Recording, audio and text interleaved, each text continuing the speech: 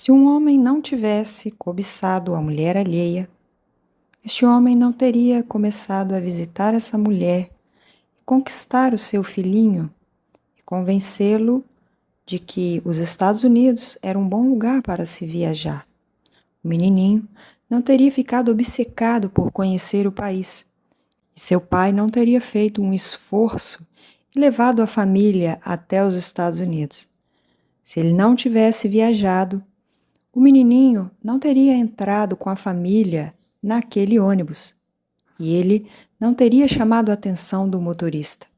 Se o motorista não tivesse distraído com o garotinho, ele teria visto a mulher que estava no meio da rua e teria parado a tempo.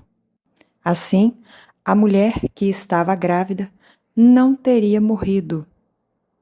O marido dela não teria ficado desesperado e se suicidado. A menininha que estava na barriga da mãe não teria crescido órfã. E o menininho não teria visto a cena da mulher grávida morta e tido o trauma de infância que levou anos para ser curado.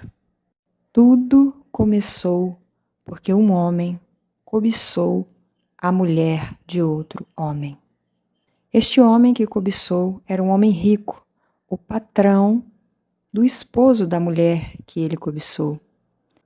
Com tantas mulheres solteiras, livres e desimpedidas, e ele sendo um homem trabalhador, muito rico, poderia ter encontrado uma mulher que não fosse comprometida e formado a sua própria família. Mas ele escolheu cobiçar a esposa de um funcionário seu. E por causa disso, toda a história se desenrola em vários momentos de tragédias. Às vezes, uma atitude errada, um pecado, que está bem claro na Bíblia, né? Não cobiçarás a mulher do teu próximo. Por causa desse pecado, várias tragédias aconteceram. Porém, o filme demonstra lá no final que foi porque tudo isso aconteceu, que o menininho que estava no ônibus e viu a mulher grávida morrer e a filha dessa mulher grávida, lá no final, se encontram e formam um casal que ficam casados por mais de 40 anos. E assim é a filha desse casal que conta a história do filme.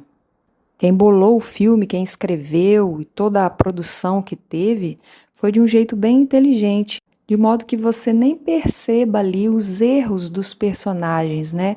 Porque no fim das contas vai culminar numa história de amor e fica assim parecendo que o filme é lindo. Mas na verdade, quem disse que esses dois não poderiam se encontrar lá na frente por alguma outra circunstância da vida, né? Não necessariamente precisava ter sido porque aconteceu todas as tragédias. Se aqueles dois tivessem que se unir algum dia, de alguma forma a vida levaria o encontro dos dois.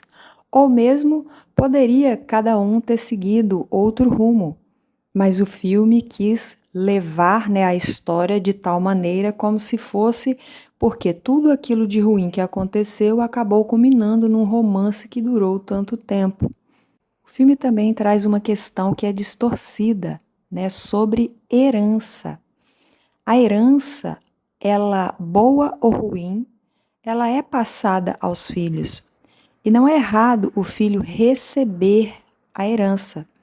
Existe hipótese de se rejeitar a herança, mas normalmente isso ocorre quando há orgulho do filho. O filho não quer a herança por ser a herança do pai.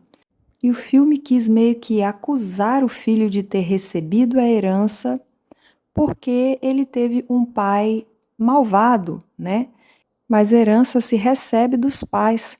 Não importa se os pais foram bons ou ruins, não importa se o filho é bom ou ruim. Herança é herança e herança se passa de pai para filho. Não é por merecimento. Assim como somos co-herdeiros com Cristo das bênçãos de Deus, nosso Pai, não é por merecimento. Herança se recebe, principalmente sendo uma herança boa, não há por que recusar. Agora vamos aos grandes erros de alguns dos personagens para a gente entender como, na verdade, o pecado atrapalha a vida do ser humano.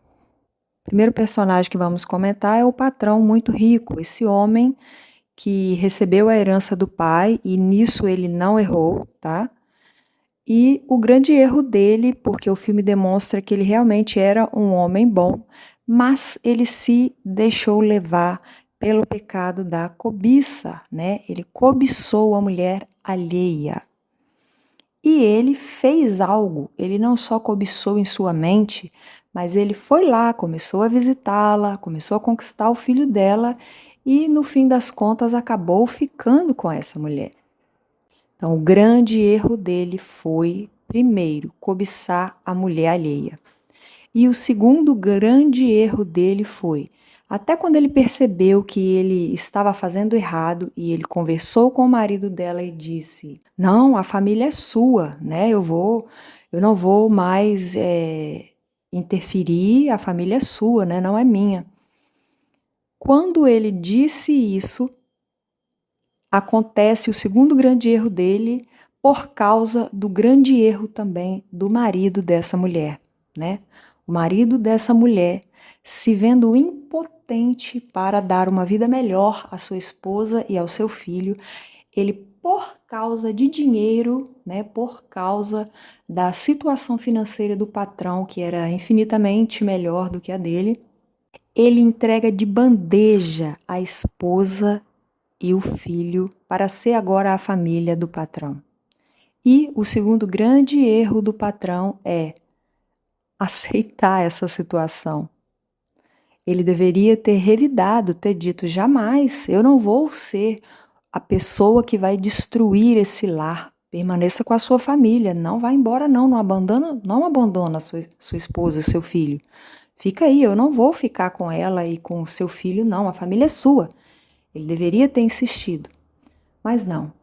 Diante do que o marido daquela esposa disse, ele se aproveitou dessa situação, da fragilidade desse homem, desse erro desse homem, desse esposo, e assumiu a família dele.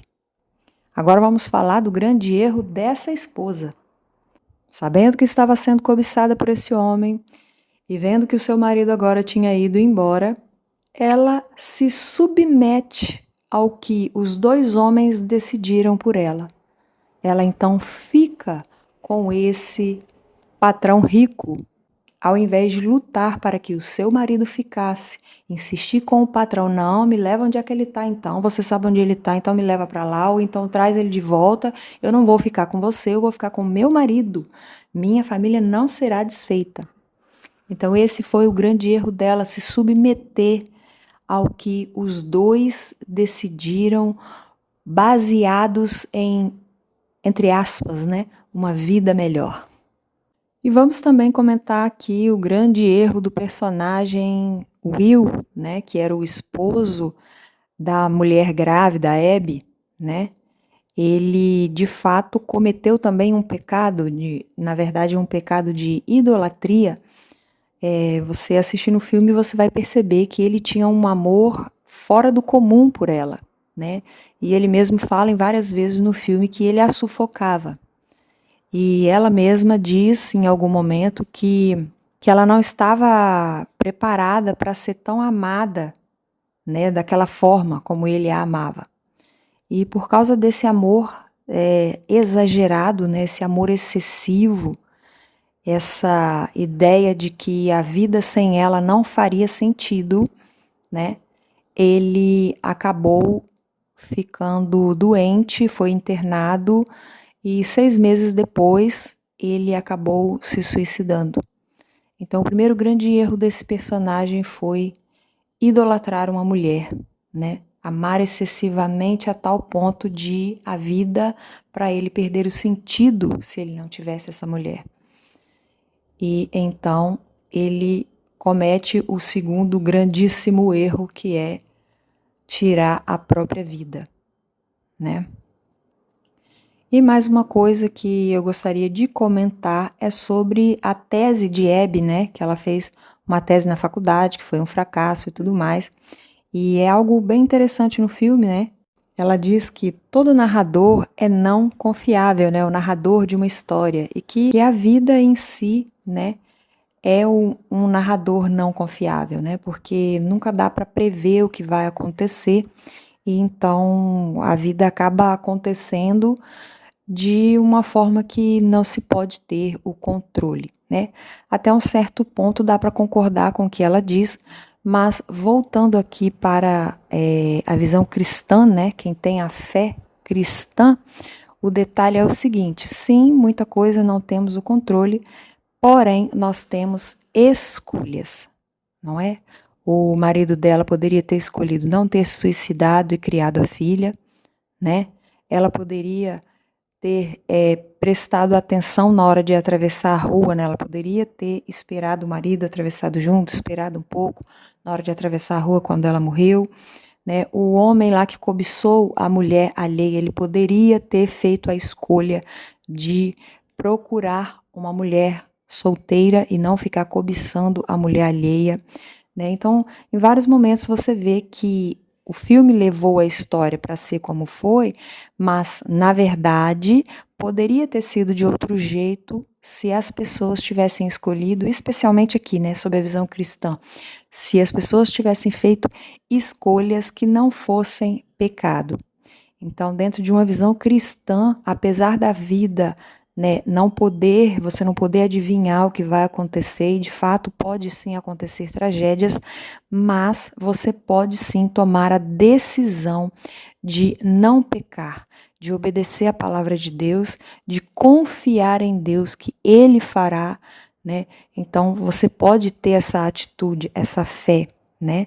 E não simplesmente achar que as coisas vão acontecer, deixa eu fazer o que eu quiser, que as coisas não vão ter o controle mesmo, então eu não vou ter o controle sobre as coisas, então eu vou fazer o que eu quiser. E na visão cristã não é assim. Nós precisamos confiar em Deus e fazer o que Ele deseja, né? Cumprir a palavra dele, obedecer a palavra dele. Se você não assistiu o filme, provavelmente você não entendeu muita coisa do que eu disse aqui. Fica aqui a sugestão para você assistir esse filme e fazer suas próprias análises, né? Se você assistir e ver alguma coisa que talvez eu não tenha enxergado lá e quiser comentar aqui, tá aí o espaço para você comentar aqui embaixo. Beleza? Então curte aí esse vídeo, se você gostou, compartilha com alguém, se inscreva no canal e até o próximo vídeo.